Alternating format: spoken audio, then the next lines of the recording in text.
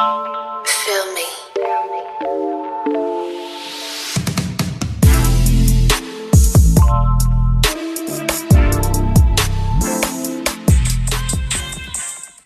Hi guys!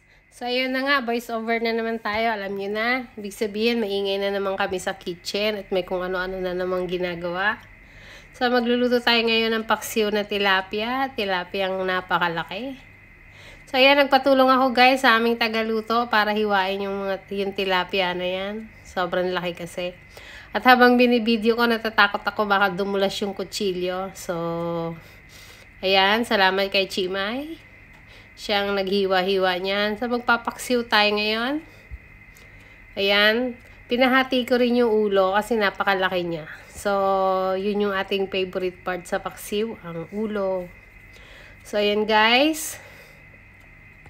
Kinamada na natin siya. Sinalansan na natin siya sa kawali. Nilagyan na natin ng luya.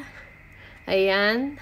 Luya, sili, siling pansigang, bawang, tapos sibuyas.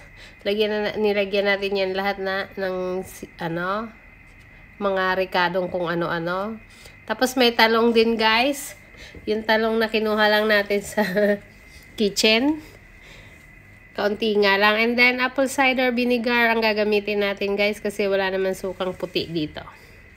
So ayan. Isasalang na natin siya. Ayan. Kita nyo naman. Ang kalat pa ng kitchen.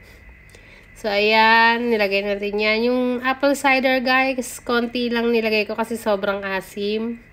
Tapos, konting water. At, pakukuluan na. Ayan na siya, guys. Malapit na siyang maluto after 100 years. 100 years naman. Basta yan, guys, pinakulo lang hanggat sa gusto mo. And, ayan na, ang ating finished product. Ang sarap niyan, guys. Mapaparami ka ng kanin. So, thank you for watching.